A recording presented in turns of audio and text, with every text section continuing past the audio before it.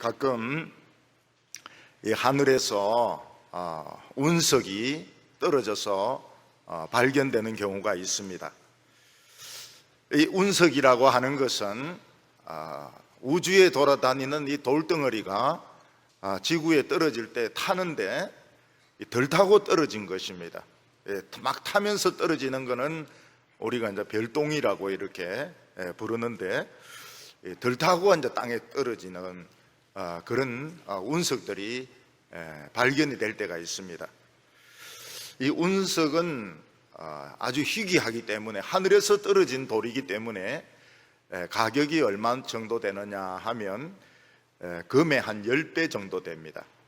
운석 한 이 정도만 하다고 하면 몇천만 원, 어떤 경우에는 뭐 좀 더 크고 이러면 한 1억이 될 정도로.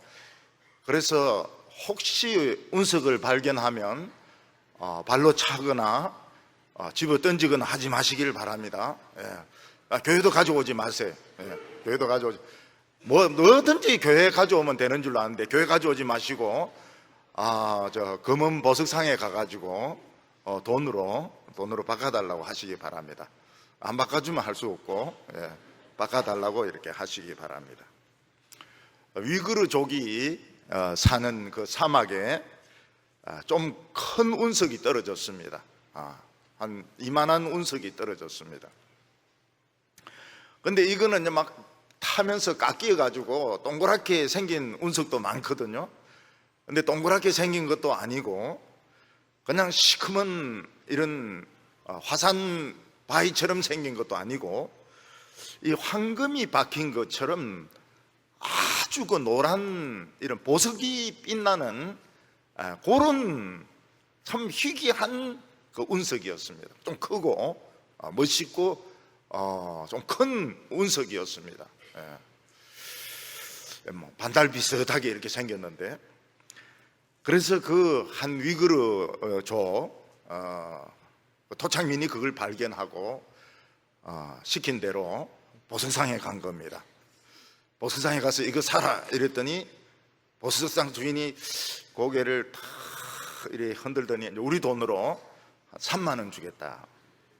그러니까 이 사람이 3만 원이 어디입니까? 3만 원. 요새 폐지주어가 3만 원 받을 수 있습니까? 그래서 막 얼른 3만 원에 판 겁니다. 근데 보석상 주인은 이게 12조 원을 넘는다는 걸 안 겁니다. 12조 원을 넘는다는 걸, 이런 운석은. 그래서 이 사람은 보석상 문 딱 닫아버리고 바로 미국으로 비행기 타고 넘어가 가지고 12조 원에 판 겁니다. 운석이 이만한 것이 12조 원이었습니다. 소문이 안 납니까? 소문이 쫙 나죠. 그러니까 이 위그르족이 12조 원짜리를 3만 원에 자기가 팔았으니까 그 보석상인데 연락을 한 겁니다. 아니, 당신도 양심에 털이 났냐? 양심에 돼지 털이 났냐? 양심에 돼지 열병에 걸렸느냐? 어떻게 12조 원짜리를 3만 원에 팔 수 있냐? 돈 더 내놔라. 얼마 줄까? 6천만 원, 6천억을 내놔라. 6천억 딱 주는 거예요. 이게 워낙 가치가 있으니까 6천억을 줘도 돼요. 원주민이 6천억 받아서 행복하게 잘 살았을까요? 아닙니다.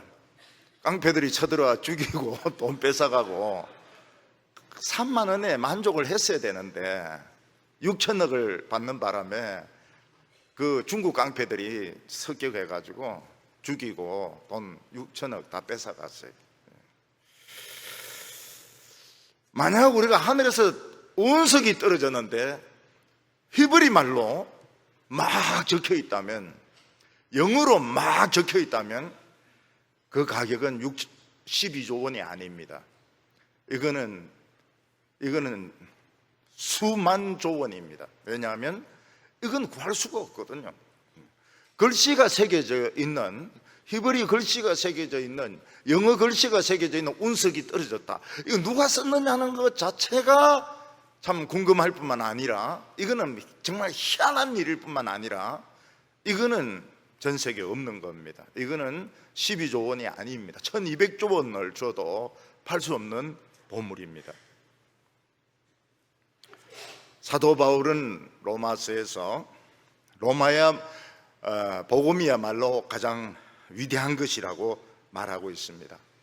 왜냐하면 이 복음은 하나님의 아들이 직접 오셔서 인간의 말로 하나님의 뜻을 전해준 것이기 때문에 이것은 돈으로 헤아릴 수 없는 보물이다. 복음은 보물이다. 나는 복음을 부끄러워하지 않는다고 말을 했습니다. 이 복음은 사람의 영원한 죽음을 치료하는 약입니다. 나중에 우리가 한번 진짜 다시 태어난다고 한번 생각해 보세요. 다시 살아난다고. 19살, 20살로 정말 그때가 여성들도 제일 이쁘고 남자들도 제일 똑똑할 때가 그때입니다. 대학교 1학년 때입니다. 1학년 때. 고3 때는 뭐 공부한다고 주눅이 들어가지고 사실은 뭐 뭣도 모르고 재수할 때, 재수하고 대학교 1학년 때 그때가 말도 제일 잘하고 제일 똑똑해. 그리고 그 뒤부터는 이제 시들어가기 시작합니다. 하나님은 최고로 똑똑한 모습으로 우리를 또 살게 해주십니다. 이게 성경의 약속이고 복음입니다. 복음. 그 증거로 예수님이 살아나신 것입니다. 그런데 사도 바울이 복음을 전하는데 제일 걸림돌이 되는 것이 두 가지가 있었습니다. 하나는 무엇인가 하면 율법이었습니다. 유대인들이 1500년간 지켜온 율법이 제일 걸림돌이 되었습니다. 또 하나는 그리스 철학이었습니다. 인간으로서 생각할 수 있는 최고의 지성, 최고의 신화, 최고로 재미있는 이야기들, 비극들 이런 것들을 담은 그리스 철학이 걸림돌이 되었습니다. 유대인들은 우리는 이미 1500년 전에 율법이라는 하나의 말씀을 받았다. 이거는 운석하고 비교가 안 된다는 거예요. 운석은 그냥 타다가 떨어진 것인데 그래도 12조 원 하는데 이거는 하나님이 직접 불로 새기신 돌이기 때문에 이거는 돈으로 표현할 수 없는 가치를 가진 것입니다. 근데 하나님께서는 그 돌을 주시고 글을 새긴 돌을 주시고 그 돌에 대한 해설서를 주셨습니다. 그 해설서가 무엇인가 하면 출애굽기 후반부터입니다. 출애굽기 9장부터입니다. 출애굽기, 레위기, 민수기 전부, 레위기 전부, 민수기 상반부, 민수기 10장까지, 11장부터는 이제 히스토리, 역사가 나옵니다. 그러니까 그 출애굽기 성막 짓는 부분부터 레위기 전부, 민수기 9장, 10장까지 이게 해설서입니다. 해설서까지 하나님이 주셨습니다. 우리는 이미 1500년 전부터 하나님을 믿어왔는데 우리가 왜 또 복음을 믿어야 되느냐? 예수는 누구냐? 예수가 하나님의 아들이라는 증거는 뭐냐? 할례를 받아야지 무슨 예수를 믿는데 해가 구원받는다는 거, 이거는 너무 싼 믿음이다.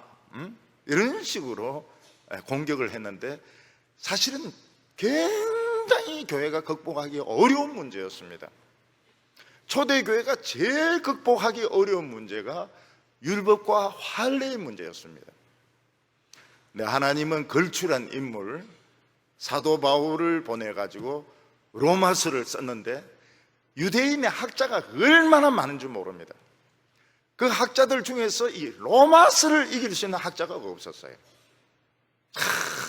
이게 복음의 무서운 겁니다. 사도 바울을 이길 수 있는 학자가 없었던 겁니다. 그게 로마서입니다. 로마서. 그래서 점점 가까이 갑니다. 율법의 문제를 조금씩 다루어 갑니다. 오늘은 이제 거의 서론 단계입니다. 그리고 종교개혁을 일으킬 때 그 면죄부나 이런 거는 좀 지엽적인 문제입니다. 지엽적인 문제고, 정말 오늘 천주교가 뭐가 틀렸느냐? 천주교가 기독교라고 볼 수 있느냐 없느냐? 우리의 브라더냐 아니냐? 사실 이런 문제는 쉽지가 않거든요. 쉽지가 않아요. 뭐 마리아를 숭배하고 뭐 면죄부를, 그거는 면죄부는 옛날 이야기고, 마리아 숭배 뭐 이런 건 하긴 하지만 또 나름대로 또 이유가 있어요. 근데 이게 지금 쉬운 문제가 아닙니다. 쉬운 문제가 아니에요. 근데 오늘은 개신교가 욕을 얻어먹는데 개신교가 뭐가 틀렸느냐? 왜 개신교가 욕을 먹는 개신교가 되느냐? 욕을 풀어야 됩니다. 로마서를 풀면서 이것까지 풀어야 되는 겁니다. 그러니까 이 로마서만 쭉 강해한다고 해서 되는 게 아니고 시대마다 중요한 문제가 있습니다. 우리는 우리 시대의 문제를 풀어야 되는 것입니다. 우리는 율법 1500년 전에 율법을 받았고 또 그 전에 모세는 할례를 받았는데 할례를 받아야 하나님의 백성이 될 수 있지, 할례도 안 받으면서 무슨 하나님의 백성이 될 수 있느냐. 그러니까 갈라디아에 있는 교인들은 막 다 우 가지고 할례를 받았던 겁니다. 그리고 유럽인들은 철학을 굉장히 중요하게 생각해요. 인간에게 중요한 건 이성이다. 이성. 인간의 육체는 이거는 보잘것없는 거다. 처음에 막 우주론에 대해서 관심을 많이 가졌습니다. 그래서 철학자들이 우주는 물로 되느냐 불로 되느냐 숫자로 되느냐, 피타고라스는 숫자로 됐다고 막 이야기를 했습니다. 우주론이 너무 막연하니까 이제 인간론으로 돌아오게 됩니다. 인간론으로. 소크라테스부터 시작해서 인간론으로 돌아오게 됩니다. 소크라테스, 플라톤, 아리스토텔레스. 그래서 인간은 이성과 육체가 있는데 육체는 자꾸 우리를 죄짓게 만들지만 이성은 참 이거는 깨끗한 거다. 그래서 우리는 이성의 이 나라를 찾아가야 된다. 우리는 이성적인 생각을 해야 되고 이성적인 존재가 돼야 된다. 그렇게 주장을 한 것입니다. 사도 바울은 사람이 복음을 듣기 전까지는 방황할 수밖에 없다고 말을 했습니다. 왜냐하면 삶의 목적이 뭔지 모르기 때문에 방황할 수밖에 없어요. 근데 복음이 오고 난 뒤에는 더 이상 방황해서는 안 된다고 말합니다. 왜냐하면 복음은 하나님이 아들을 보내어서 직접 하나님의 뜻을 우리에게 말씀해 주시기 때문에 이는 운석도 아니고 율법의 돌도 아니고 이는 하나님의 살아있는 생생한 메시지이며 이거는 진짜 구원의 길이다. 이거를 말해주고 있습니다. 얼마 전에 신문에 보면은 음란의 문제로 참 신문에 크게 났습니다. 남성의 음란의 문제로 두 사람은 이제 외국인이고 또 두 사람은 한국인입니다. 한국인인데 아주 그 신실한 사람입니다. 왜 하나님을 믿는 신실한 사람이 이런 음란의 문제에 빠지고, 외국인은 너무너무 유명한 사람입니다. 너무너무 유명한 사람. 그 유명한 사람들이 그 유명했으면 됐지 왜 그걸 가지고 음행을 저질렀느냐. 유명한 것으로 음행을 물리칠 수 없느냐. 복음으로 음행을 물리칠 수 없느냐. 한 사람은 세계 최고의 테너 가수입니다. 누군지 모르겠죠. 세계 최고의 테너 가수가 누굴까요? 안 가르쳐 주려고 했는데 우리 교회만 제가 살짝 이야기할게요. 크게 이야기하면은 또 딴 교회에서 듣고 말이지 또 뭐라 할까 싶어서 살짝 이야기할게요. 플라시도 도밍고입니다. 도밍고. 이 도밍고가 세계 최고의 테너 아닙니까? 이 사람이 오페라를 맡았는데 관계한 여자가 한 20명 정도 됩니다. 20명. 이 문제가 이제 터지니까 반응이 다릅니다. 유럽 사람들은 계약한 걸 취소를 하지 않습니다. 그냥 계약한 대로 프로그램을 진행을 하고, 미국은 취소를 했습니다. 미국은 이 사람과의 계약을 다 취소를 했습니다. 일본은 지금 막 고민입니다. 도쿄 올림픽을 앞두고 계약을 했는데 취소해야 되는지 말는지, 우리는 유럽 쪽에서 해야 되는지 미국 쪽에서 해야 되는지 고민. 한국은 어떻습니까? 한국은 계약을 안 맺었습니다. 그래서 걱정할 필요가 없어요. 한국 사람들은 도민고를 불러올 처지가 못 되는지 우리는 그런 문제가 없습니다. 그런데 유럽에서 이 사람 노래를 불렀는데 노래는 얼마나 잘 부릅니까? 또 막 사람들이 기립박수를 한 거예요. 그러니까 이 신문에서 아니 기립박수를 할 수 있느냐, 또 막 이렇게 또 떠드는 사람이 있습니다. 세계 최고의 테너 가수가 너무 많은 여성들을 불행하게 만들었습니다.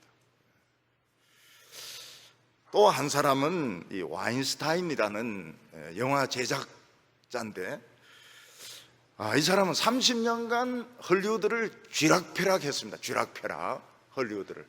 이 사람과 통하지 않으면 영화에 나올 수 없을 정도로 절대적인 힘을 가진 인물이었고, 좀 우리가 보면 알 수 있는 유명한 여배우들 다 막 이 손 이래가 사진 막 찍고 말이죠. 그 사람인데 안타까운 것은 손이 둘밖에 없다는 겁니다. 손이 한 10개쯤 있으면 막 10명 막 팍 이래 안고 사진 찍고 이러면 좋았을 텐데, 30년 동안 많은 여성을 불행하게 만들었습니다. 여성들은 그를 뭐라고 부르는가 하면 괴물이라고 불렀습니다. 그는 괴물이다. 그는 인간이 아니다. 괴물이다. 굉장히 성공을 했는데 이 사람은 여성 성 문제는 성공을 하지 못했습니다. 그래서 그 회사는 파산을 하고, 그는 회사에서 해고를 당하고, 그는 망하고 말았습니다. 우리나라에 이제 기독교 이런 지도자가 있는데, 이 코스타에 좀 유명한 그런 강사가 있었습니다. 저도 뭐 오라고 여러 번 요청이 있었는데 저는 갈 기회가 없었습니다. 왜 그렇게 길이 안 가게 된지 모르겠어요. 이분은 유명한 의대 출신이고 의사고 교수입니다. 박사 받으러 미국에 갔다가 은혜를 받아가지고 이 사람은 목사가 된 사람입니다. 그러니까 연상 의사인데 목사가 됐다. 연상되는 게 누굽니까? 로이드 존스를 연상하게 되니까. 설교를 그렇게 하는 건 아니고 자분자분하게 잘 합니다. 자분자분하게 젊은 사람들에게 아주 많은 호소력을 가졌습니다. 근데 이분이 여러 여성들을 이렇게 불행하게 하게 했다. 이래서 교회에서 해고가 돼버렸습니다. 또 한 사람은 우리나라에 좀 이름 있는 그런 기독교 단체의 대표인데, 서울공대 나오고 영국에 유학을 가가지고 신학을 공부한 사람입니다. 서울공대생이 그런 인간이 있으면 폐지게 됩니다. 이거는 살려주면 안 돼. 어찌 그런 놈이 다 있는지 모르겠어요. 근데 부인 말고 딴 사람하고 또 살고 있는 거예요. 그래서 그 단체에서 해고를 했습니다. 그 사람도 그걸 받아들이고 사과도 하고, 그 선교단체가 사과를 하고. 근데 그분들이 죄에서 큰 책망을 많이 한 사람들입니다. 또 어떤 사람들이 음란을 저질렀을 때 막 앞장서서 막 공격을 하면서 어떻게 크리스찬이 그럴 수 있느냐, 목사가 그럴 수 있느냐, 신자가 그럴 수 있느냐, 막 굉장히 공격을, 그 목사들에 대해서 굉장히 공격을 퍼부었던, 너무너무 거룩하게 생각되었던 사람들인데, 본인들의 삶은 또 달랐던 것입니다. 본인들의 삶은 자기의 말처럼 그렇게 살지 못했습니다.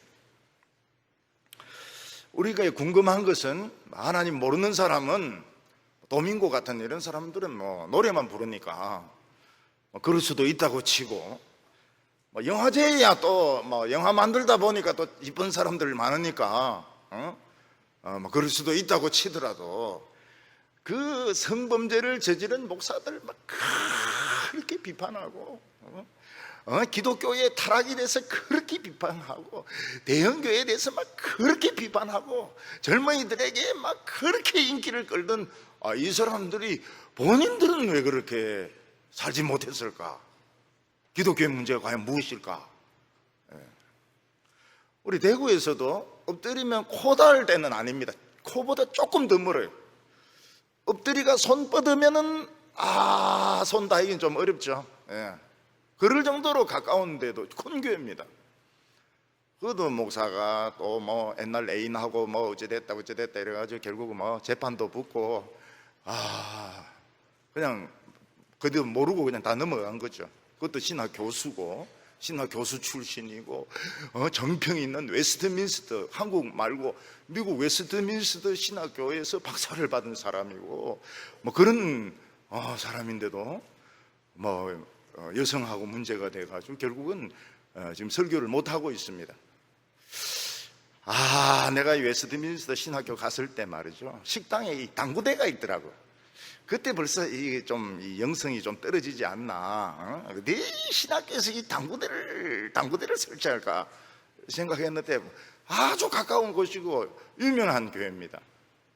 남들인 데는 그렇게 음란하지 마라, 헌금 내라, 새벽기도 해라, 충성해라, 그렇게 설교를 했는데 왜 본인들은 그렇게 살지 않았느냐. 근데 그게 이제 의문인 겁니다. 의문. 오늘 첫 번째로 율법은 어떤 가치를 가지고 있느냐 하는 거죠. 이제 조금씩 이제 본론을 향해서 가고 있습니다. 굉장히 어려운 문제였습니다. 이 당시 사도 바울이 아니면 풀 수 없는 그런 난해한 문제를 하나씩 껍질을 벗겨 들어가고 있습니다. 유대인들이 가지고 있는 이 율법의 가치는 12조 원 되는 운석보다도 100배, 1000배 되는 것입니다.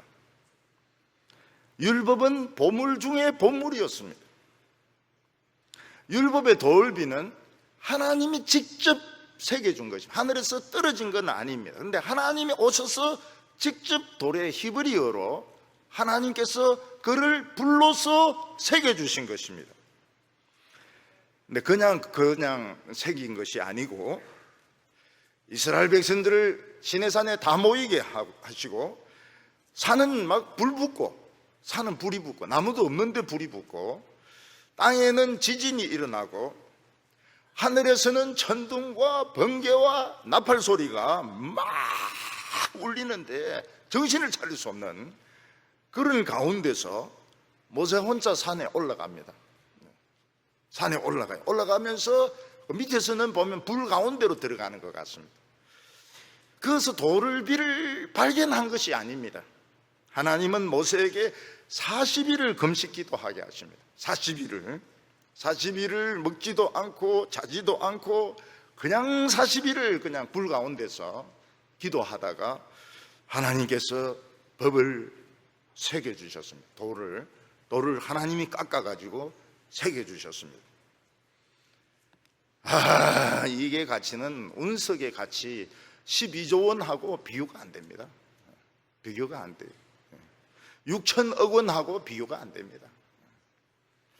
하나님께서는 그 율법에 맞는 예배법 그리고 윤리, 도덕을 해설서로 주셨는데 출애굽기 후반부터 레위기 전체 그리고 민수기 상반부 그게 해설서입니다. 해설서.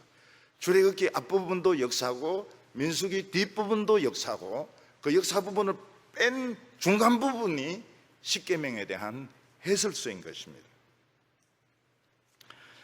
율법의 돌비의 가르침, 가치 그리고 해설서의 가치는 이 세상에 어떤 보물과도 바꿀 수가 없습니다. 바꿀 수가 없어요.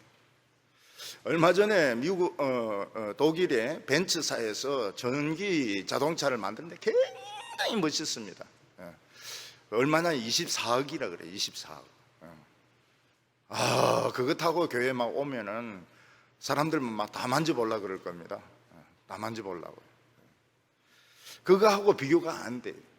비교가 안 되는 이 보물을 주신 것입니다. 근데 이스라엘 백성들은 이런 보물을 가지고 있다고 해서 무조건 구원을 얻거나 하나님의 능력이 나타나는 것이 아니었습니다. 이스라엘 백성들은 이 돌비를 가지고도 광야에서 죽었습니다. 불뱀에 물리기도 했습니다. 발람이 막 저주를 하는데 하나님의 능력이 축복으로 바꾸었습니다.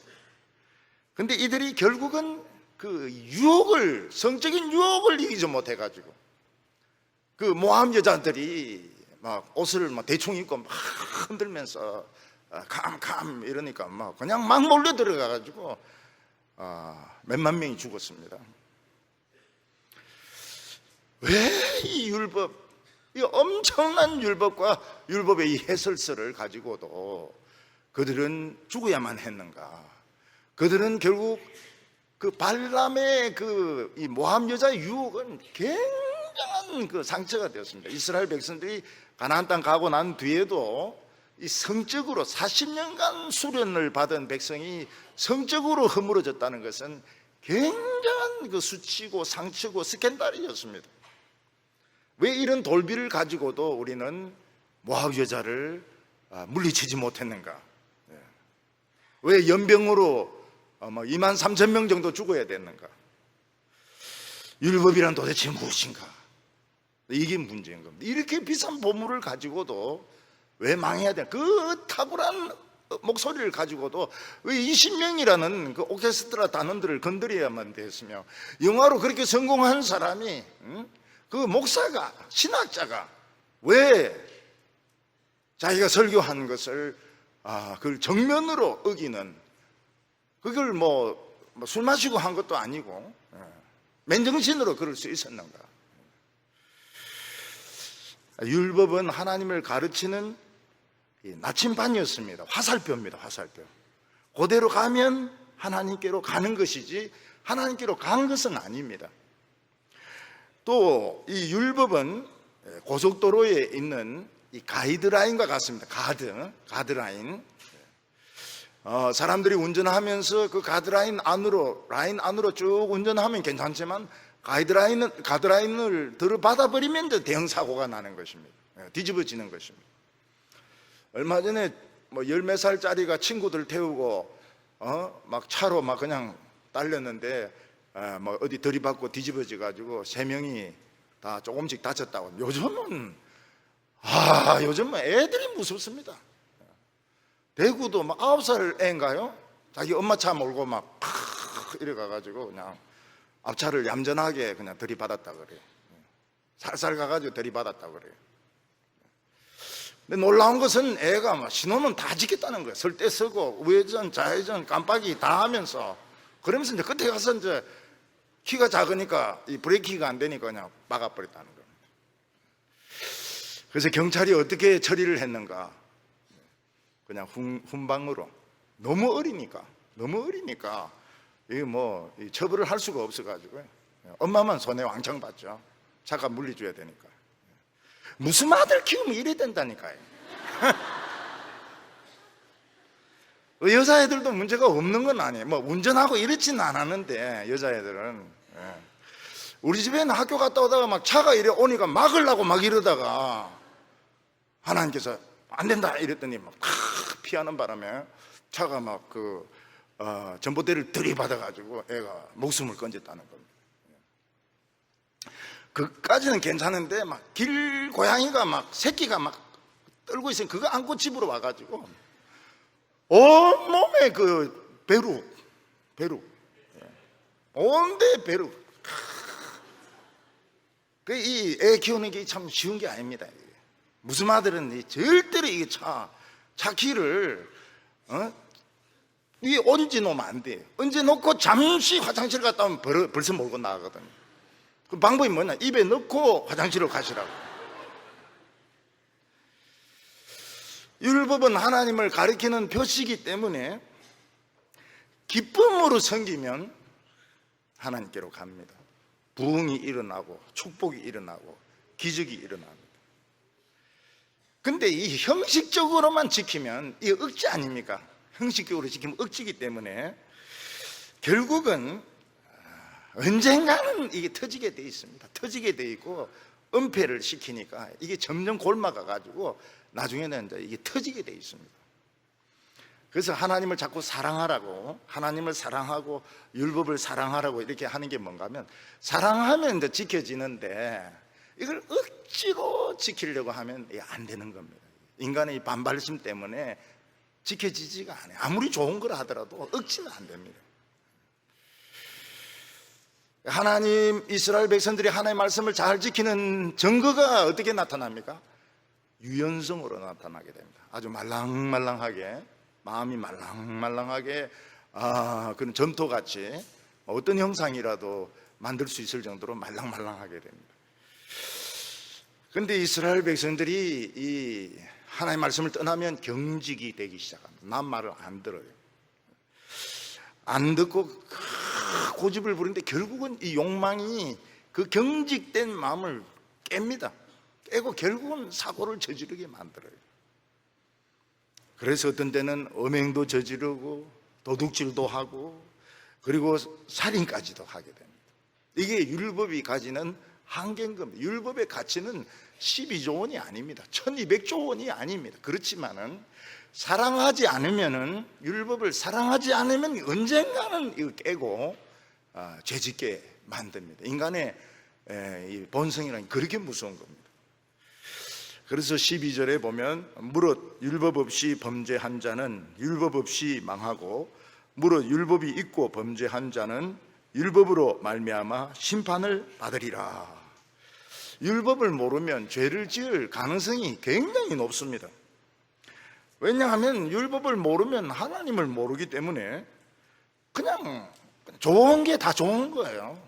예쁜 여자들 보면은 어떻게 하든지 가까이 하고 싶고 죄 짓고 싶고, 또 이 하나님을 모르는 사람이 돈이 있고 권력이 있으면 괴물이 됩니다. 괴물이 돼요. 참 불쌍한 사람이 어떤 사람들인가 하면 하나님 모르고 돈이 많고 권력이 많은 사람들, 이런 사람들은 거의 자기 컨트롤이 안 되기 때문에 괴물이라고 보면 됩니다. 굉장히 불쌍한 사람입니다. 천하의 불쌍한 사람이 김정은입니다. 김정은은 뭐 아무것도 컨트롤이 돼요. 특히 이 분노 조절이 잘 안 된다고 그러는데 뭐 보면 벌써 뻔하죠. 벌써 술도 많이 마시고 음식도 많이 먹고 사람도 많이 죽이고 죽은 거나 똑같아요. 김정은이는 살았다 하는 이름은 있으나 실제로는 죽은 자로 다 사대교회하고 비슷해요. 우리나라 지금 정치인들도 예수 안 믿고 서울법대가 무슨 필요가 있고 장관이 무슨 필요가 있고, 국민들이 보고 참 한심하다 그럽니다. 한심하다. 뭐라고 말하는가 하면 쓰레기라 그래요. 인간 쓰레기라고. 시래기 같으면 삶아가 먹을 수도 있지만 쓰레기는 그거 먹을 수도 없어요.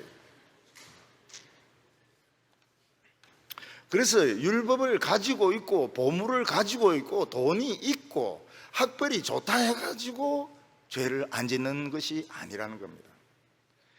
단지 그 죄를 은폐를 하기 때문에 사람들이 모르는 것뿐이지 실제로 죄 안 짓는 것이 아닙니다. 오히려 더 죄의 욕망이 강할 수가 있습니다. 그래서 율법을 가지고 있기만 하면 안 되고 율법을 좋아해야 되고 율법을 가슴에 넣어야 되는데 이 방법을 유대인들이 몰랐던 것입니다. 그냥 율법을 가지고 있기만 하면 하나님은 우리를 복 주신다 이렇게 생각했지, 이 율법을 가슴에 넣는 방법을 몰랐던 것입니다. 그래서 이스라엘 백성들은 실제로 생활하면서는 안 되는데 하면서도 간음을 저지르고 우상숭배에 빠지고 남을 해치는 생활을 해서 그 탁월한 율법을 가지고도 망합니다. 이 나라가 망합니다. 이게 율법의 한계였습니다. 오늘 두 번째로 율법을 바르게 쓰는 방법이 무엇이냐 하는 것입니다. 율법의 가치는 수십조 원, 수천조 원을 넘지만 가지고 있다고 해서 효력이 나타나는 것은 아닙니다. 율법을 가슴에 넣는 방법을 알아야 됩니다. 이 율법을 가슴에 넣으면 그 사람이 진짜 부자입니다. 그래서 예수님이 라오디게아 교회를 향해서 뭐라고 말했는가 하면 너희들은 부자라, 부족한 것이 없다고 말을 하지만 실제로 너희들은 가난하고 가련하고 눈까지 멀었다고 말하고 있습니다. 돈만 가지고 있었지 그들의 가슴 속에는 말씀이 없었던 것입니다. 실제로 가난뱅이들이었습니다. 오늘 우리 성도님들도 저 사람이 부자냐 가난하냐 하는 것을 돈 가지고 볼 수가 없습니다. 정말 저 사람 속에 말씀이 있으면 그 사람은 부자고 마음속에 말씀이 없으면 가난하고 눈까지 멀었고. 시편 1편에 보면 하나님의 말씀을 복 있는 사람은 하나님의 말씀을 사랑하고 주야로 묵상하는 자라고 말을 했습니다. 사도 다윗은 자기는 하나님의 율법을 사랑한다고 말하고 있습니다. 여호와여 내가 율법을 사랑합니다. 우리가 율법을 들으면 재미가 없습니다. 딱딱한 말씀입니다. 소설보다 하나도 재미가 없습니다. 만화책보다도 재미가 없습니다. 제가 이 영어책을 사면서 완전 새 것도 아닌 그런 것도 여러 개 샀습니다. 근데 그거 보면은 단 한 페이지도 안 읽었어요. 사랑하는 이모가 그리고 할머니가 이러면서 생일날 준다고 했는데 너무 저희들이 고맙죠. 한 페이지도 안 해요. 새 책과 마찬가지예요. Like new. 새 책과 마찬가지입니다. 저는 고맙죠. 그런데 요즘 아이들이 얼마나 성경을 안 읽는지 모릅니다. 근데 하나님의 말씀을 자꾸 이렇게 읽으면 재미가 있습니다. 재미가 있어요. 그리고 뭐가 열리는가 하면 귀가 열립니다. 귀가 열려요. 하나님의 말씀을 듣는 귀가 열립니다. 설교가 귀에 쏙쏙 들어옵니다. 그리고 눈이 열립니다. 공중 나는 새를 보라. 이 새가 보이고 말이죠. 벌레, 딱정벌레도 보이고 말이죠. 파리, 모기도 보이고 막 보이기 시작. 하나님의 세계가 막 보이기 시작합니다. 우리가 나중에 어떤 모습으로 변화될까? 그것도 막 보이기 시작합니다. 나중에는 입까지 열리게 됩니다. 입이 열리면서 막 찬송이 나오고 기도가 나오고 설교가 나오고, 그리고 하나님이 굉장히 가까이 계신다는 것을 느끼게 됩니다. 왜냐하면 그 소곤거리는 게 다 이루어지니까요. 마음이 막 뜨거워지는데 죄가 죄 같지가 않아요. 여러분 성경을 안 읽으면 죄가 굉장히 집요합니다. 집요해요. 예쁜 여자 보면 따라가고 싶고 말이죠. 말 걸고 싶고 말이죠. 좋은 물건 있으면 가지고 싶고. 근데 성경을 읽으면 죄가 죄 같지가 않아요. 재미가 없어요. 하나도 재미가 없어요. 하나도. 이 세상에 재미난 게 하나도 없어요. 살 재미도 없는 거 아니냐? 맞아요. 살 재미도 없어요. 살고 싶지도 않아요. 그런데 왜 사는가? 또 살아야죠. 살아야 됩니다. 우리가 이 하나님의 말씀이 딱 들으면 순종할까 말까 할까 말까 에라 모르겠다 순종해버리자. 그러면 그 말씀이 내 것이 딱 되어버립니다. 그게 가슴에 싹 들어와요. 13절에 하나님 앞에서는 율법을 듣는 자가 의인이 아니요 오직 율법을 행하는 자라야 어렵다 하심을 얻으리니. 성경은 하나님 말씀에 순종한 사람을 두 명을 예로 드는데 한 사람은 아브라함이었습니다. 하나님께서는 아브라함의 믿음을 시험해 보기 위해서 100살에 낳은 아들 이삭을 모리아산에 가서 바치라고 말씀하셨습니다. 그동안도 아브라함은 하나님 때문에 손해 많이 봤습니다. 본토 친척 아비집도 떠났죠. 하갈이 낳은 그 이스마엘도 보냈죠. 손해 많이 봤어요. 그런데 드디어 하나님은 정말 아브라함이 제대로 미쳤는가 안 미쳤는가 확인을 해보려고 하시는 듯이 100살에 낳은 아들을 죽여서 하나님께 번제물로 바치라고 말씀하십니다. 만약 100살 넘은 할아버지가 손자 같은 아들을 죽여가지고 태우면 어떻게 돼요? 이 미친 할배가 되는 거죠. 미친 할배. 정신병 환자가 되는 것입니다. 정말 악하고 정신병자고 미친 할배고 자식을 배신한 할배고, 세상에 그런 것이 신앙이라면 하나님 믿을 사람 한 사람도 없을 겁니다. 그게 하나님의 시험이었습니다. 미친 할배가 되는 것이 하나님의 시험이었습니다. 근데 아브라함은 하나님을 믿었습니다. 하나님은 무에서 유를 만드시는 분이시라. 그러면 내가 이삭을 죽여도 살릴 것이다. 미친 할배 아닙니까? 미친 할배.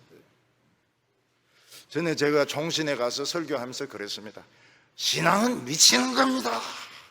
그랬더니 그 원장님이 올라가셔가지고 인사말로, 사실은 저도 진작 미쳤는데 그 표시를 못했다고 이러면서 그런 말을 했습니다. 이 미친 거지 이게 정상입니까? 정상이 아니거든요. 그런데 아브라함은 합격을 했습니다. 그냥 죽이려고 하는데 이삭을 아마 설득을 시켰을 겁니다. 네 살아난다. 조금 따끔하다. 응? 주사 맞는 것처럼 가슴이 조금 따끔할 거야. 그 어디서 많이 듣던 소리인데요. 작은 동부교회 가면 그런 소리 많이 한다. 좀 따끔할 거다. 이러는데 아브라함아 이러면서 하나님이 이제 말렸던 겁니다. 하나님께서 뭐라고 말씀하십니까? 너 합격이다. 너 합격이다. 너 하나님 말씀에 순종해서 합격이다. 대적의 문을 얻으리라. 원수 마귀가 못 이기는 겁니다. 왜냐하면 마귀가 제일 싫어하는 사람이 누군가 하면 미친놈이거든요.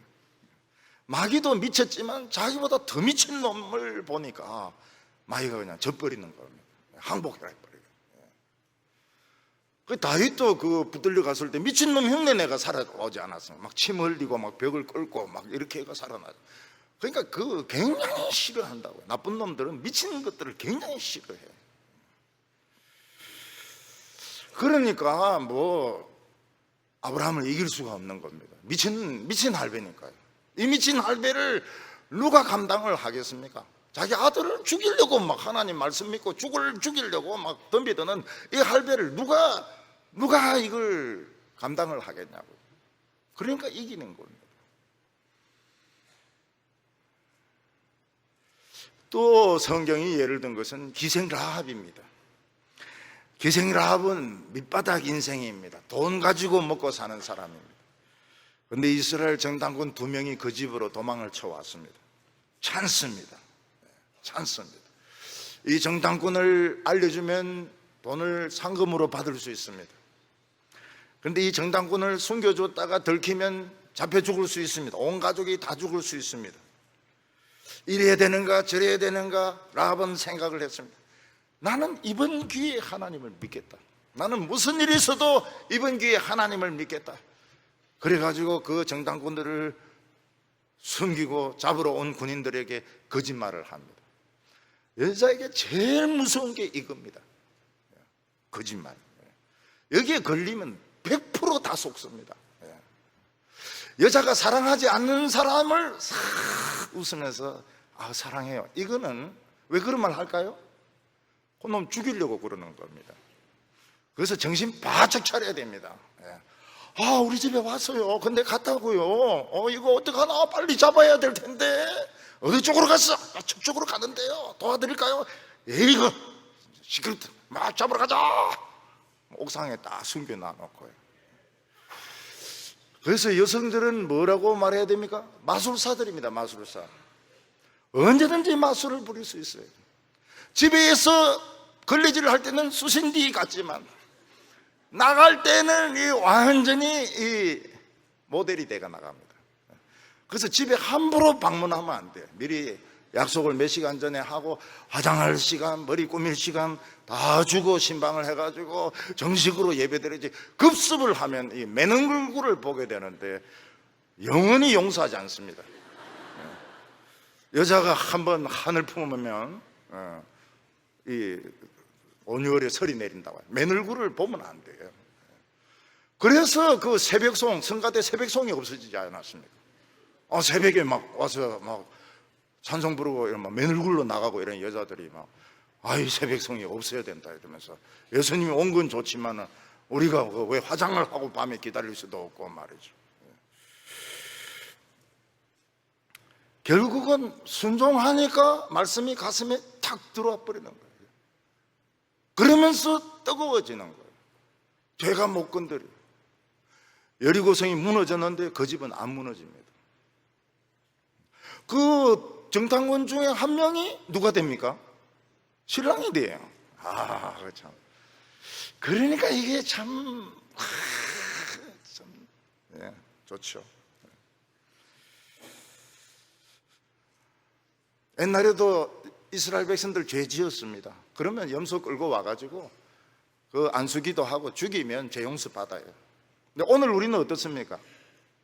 오늘 우리는 양 가져올 필요가 없습니다. 거듭 광고하지만 다음 주 양 가져오지 마시기 바랍니다. 아무리 죄를 지어도 양이나 소나 염소 가져오지 마시기 바랍니다. 청소하기 힘들어요. 그냥 잘못했습니다 회개하면 싹 씻어지는 거예요. 그러니까 우리는 양값 벌고 소값 벌고 얼마나 지금 돈 벌고 있는지 모릅니다. 구약 이스라엘 백성들에 비하면. 안식일을 거룩하게 지키라. 지키면 되는 거예요. 지키면 되는 거예요.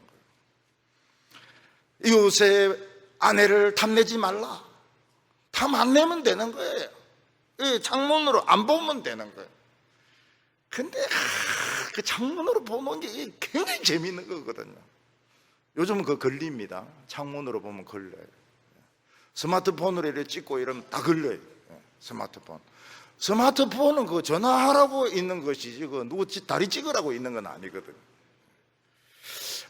저런 여자 참 행복하게 살면 참 좋겠다. 우리 교회 오니까 얼마나 좋아. 아이고 이번 주는 안 보이네. 그것도 좀 죄인 것 같은데. 이래 보면서 안 나오네. 오늘 안 보이네. 이것도 벌써 죄라고. 그래서 권찰들이 딱 그건 죄라고 가르쳐 줘야 됩니다. 권찰의 권위로, 나사렛 예수 그리스도의 권찰의 권위로 명하노니 두리번거리지 말라. 이렇게. 고아나 과부를 돌아보면, 고아나 과부라고 하면 그냥 무조건 도와주는 거예요. 무조건 도와줘요. 뭐 남편 돌아가셨다 이러면은 뭐 따지지 말아요. 따지지 말고 그냥 뭐든지 그냥 더 드리는 거예요. 더 드리고 그냥 행복하게 살도록. 저 고아인데 고아냐 그러면 막 그냥 주는 거예요. 줄 거 없으면 그냥 잘 가라고 그렇게 하세요. 그러면 어떻게 됩니까? 이게 내 것이 됩니다. 율법이 내 속에 들어와요. 가슴이 뜨거워집니다. 가슴이 뜨거워지고 우리가 수천조 원의 재산이 되는 겁니다. 근데 제일 위험한 것이 율법을 가르치는 것입니다. 율법을 가르치는 사람, 설교를 하는 사람은 말씀이 자기를 관통을 하기 때문에 이게 막 전기가 일어나거든요. 정전기보다 더 센 전기, 막 이 전율, 마치 막 그 번개 맞은 것처럼 막 그렇게 되거든요. 그리고 나면 탈진이 옵니다. 탈진이 오면 감정 통제가 안 되는 거예요. 그래서 설교 마치고 난 뒤에 목사에게 절대로 무슨 이야기를 하지 마세요. 왜냐하면 이 감정이 자기 감정이야. 정신도 자기 정신이 아니에요. 대화가 안 돼. 정상적인 대화가 안 돼요. 왜냐하면 이게 전류가 강한 전류가 흘러버리기 때문에 정상적인 대화가 안 돼요. 감정 통제가 안 되니까 어떻게 하면 집에 가가지고 텔레비부터 보는 거예요. 텔레비들 중에서도 전쟁이나 아니면 엽기적인 살인이나 엄난한 거, 그거 봐야 이제 이 전기가 없어지니까요. 그러니까 이 유명한 세계적인 설교자들이 간음죄에 빠지게 되는 거예요. 제가 어느 곳에 있으니까 저한테 전화가 왔어요. 호텔로 전화가 왔어요. 여자분이 전화가 왔어요. 무슨 일로 전화를 했느냐 이렇게 물어보니까 말씀을 드릴 수 없는 목사님이 이제 이 유명한 사람인데 전국에 여자가 다 있다는 거예요. 그래 거기는 마산인데 마산 여자가 자기라는 거예요. 이걸 어떻게 하면 좋으냐는 거예요. 그래 그놈 이름을 이야기해라. 그러면 내가 신문에 낼게 이러니까 자기 그거는 못하겠다는 거예요. 그거 못하면은 안 되는 거지. 그러니까 이 신뢰하기가 힘든 거예요. 신뢰하기가. 목사가 자기 교회 강단을 비워놓고 여러 곳을 돌아다니면서 부흥회를 하고 웃기고 진짜 웃기더라고요. 진짜 웃기더라. 내가 보니까 정말 웃기고 재미있게 하고 이런데 복음은 한마디도 없어요. 복음은 한마디도 없어요. 그럼 이제 집회 마치고 이제 방에 들어가면 심심할 정도가 아니죠. 감정 통제가 안 되죠. 그러니까 이 뭐 밤에 포장마차에 가는 것도 아니고 뭐 빠진 고도도 안 되고 뭐 그러면 죄를 짓는 겁니다. 교인들도 지금 설교 듣는 게 쉽지가 않거든요. 막 성령이 임하면 여성들의 머리가 막 폭탄 맞은 것처럼 파마가 막 팍 올라오거든요. 굉장히 힘들어요. 그 집에 가면 어떻게 됩니까? 당연히 이제 텔레비전 삼시세끼부터 시작해가지고 미운 오리 새끼 이런 거 보고. 그래서 이 많이 선생되지 말라. 많이 목사되지 말라. 많이 선생되지 말고 목사되지 말라고. 제 친구 하나가 이제 주일학교 교사였습니다. 주일학교 교사였어요. 담배를 못 끊었어요. 자기는 이제 담배 다 피우고 이빨 닦고 이렇게 하는데 애들은 다 하는 거예요. 그 반 애들은. 우리 선생님이 담배 피운다는 걸 다 하는 거예요. 근데 애들이 그 공부를 들어줍니다. 들어줘요. 또 애들이 선생님 예의로 들어줍니다. 그래서 이제 그런 이야기를 저희한테 해요. 이 담배가 안 끊어지 가지고 지금 막 이빨 닦고 이러는데 냄새 나냐? 당연히 나지. 당연히 담배 냄새 고기 냄새 빠지는 거 봤나? 말씀을 전하는 것과 순종하는 것은 다릅니다. 근데 말씀을 전하는 사람은 전하면서 막 거의 탈진이 되고 이러기 때문에 이게 성령이 온 거다. 난 내 할 거 다 한 거다. 그러다가 이제 누구를 뭐 사랑을 하게 되거나 뭐 이렇게 탈선을 하게 되면 더 걷잡을 수가 없는 겁니다. 성경은 많이 선생되지 말라. 많이 목사 되려고 하지 말라. 많이 신학교 가지 말라. 지금 신학생 너무 많아요. 너무 많아요. 자격이 안 돼 있으면서 너무 많아요.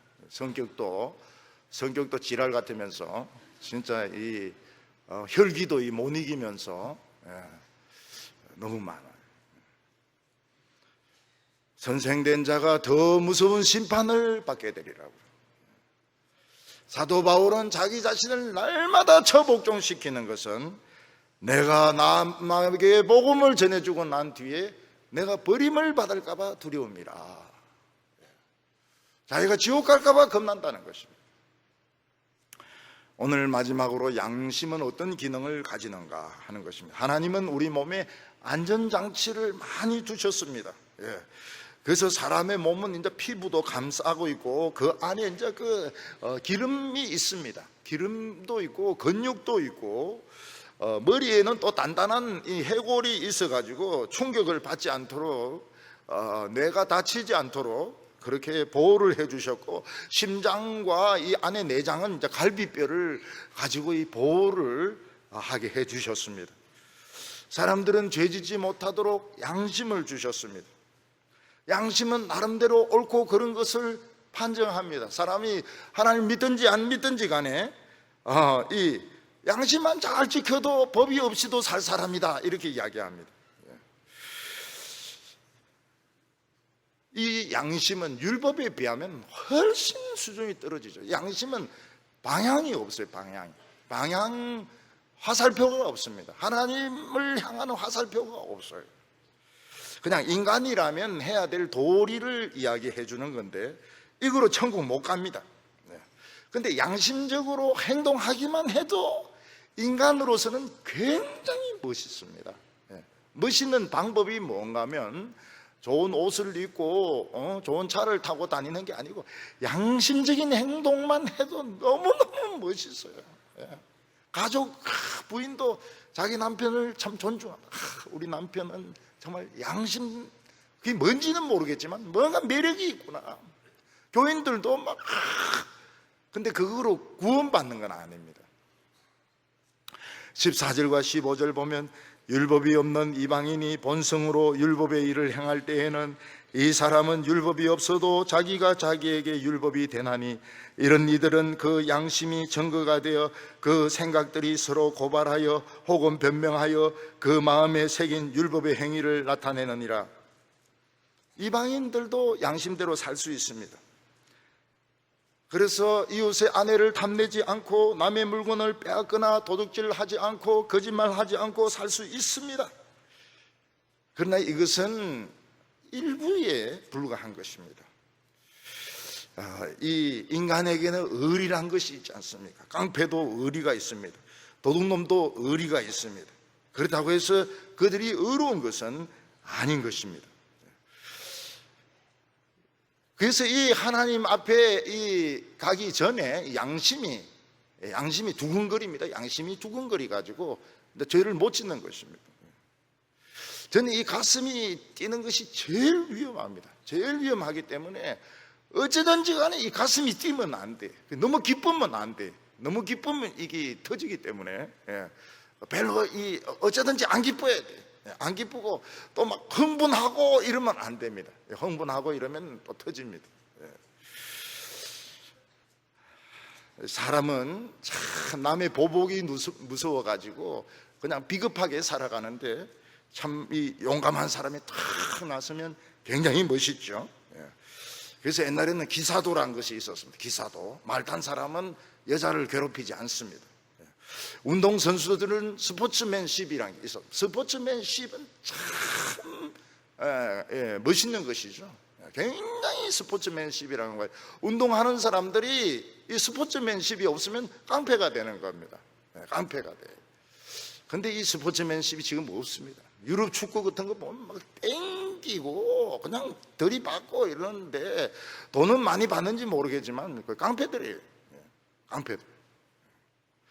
야구도 막 그냥 막 우르르 나가가지고 막 야구 방망이 들고 막 서로 때리고, 이게 무슨 스포츠맨십? 스포츠맨십은 굉장히 신사적인 것이거든요. 저는 이 교인들 청소년들인데 가르칠 때 꼭 신사가 되라고 합니다. 신사가 되라고. 너희들은 신사가 되라. 우리 신사 안 되면 어떻게 하랍니까? 땅끝까지 쫓아가서 너를 잡아낼 거다. 여학생들 보고는 꼭 숙녀가 되라고 이야기합니다. 숙녀가 되라. 웃어도 막 하이에나 같이 막 이리 웃지 말고 숙녀가 되라. 신사가 되라. 그게 가르침입니다. 반드시 신사적으로 행동을 해라. 여자 울리지 마라. 자기가 울면 어떻게 하며? 그거는 할 수 없지. 그거는. 그러나 인간이 양심을 잘 지켰다고 해서 천국 갈 수 있는 것은 아닙니다. 그런데 어린아이들의 양심은 좀 말랑말랑합니다. 그래서 거짓말을 잘 못해요. 이제 청소년 되면 이제 삐딱하게 나가기 시작합니다. 삐딱하고 막 반항적으로 나가기 시작하는데 그걸 잘 이해를 해줘야 됩니다. 자기를 찾으려고 저렇게 하는구나. 자기의 자아를 찾는 것이구나. 근데 죄를 딱 지으면 감각이 없어져요. 화인 맞은 양심이 돼가지고 감각이 없어지게 됩니다. 병든 양심이죠. 간경화증처럼 양심경화증에 걸리게 되는 것입니다.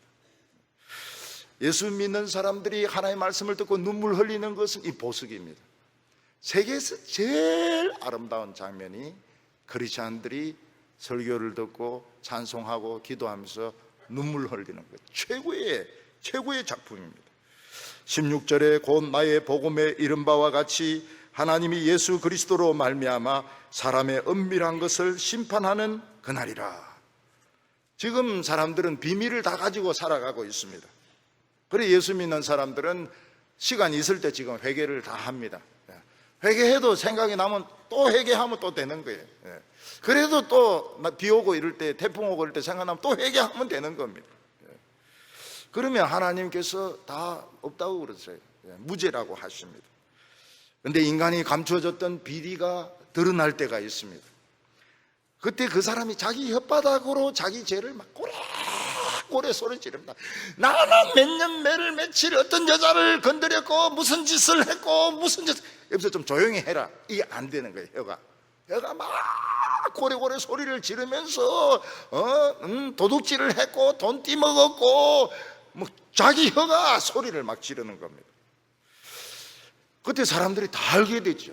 아이고 저놈이 점잖은 줄 알았더만은 저기 진짜 모슬놈이구나. 자기 입으로 고한다고 그랬거든. 평소에 그렇게 존경스럽고 그렇게 점잖은 사람들이 알고 보니까 이게 진짜 이게 괴물이라고. 그날이 옵니다. 쇳바닥이 살아가지고 막 꼬라꼬라 소리 지르면서 막 자기 지은 죄를 이야기하고 또 이야기하고, 그때 마귀가 탁 때리면서 더 세게 임마, 그러면 막 나 살인자 더 세게 이놈아, 그럼 막 소리 지르면서 온 세상이 다 알도록 그렇게 됩니다. 목사님, 성경적인 근거가 있습니까? 있습니다. 자기 혀로 고한다고, 크게 고한다고. 그래서 이 죄 용서 받는 것이 참 복된 겁니다. 여기서 뭐 좀 잘 산다고 까불어 봐야 아무 소용이 없어요. 영어 수학 좀 잘한다고 까불어 봐야 아무 소용 없어요. 그 심판대 앞에 서면은 그거 뭐 싹 다 나옵니다.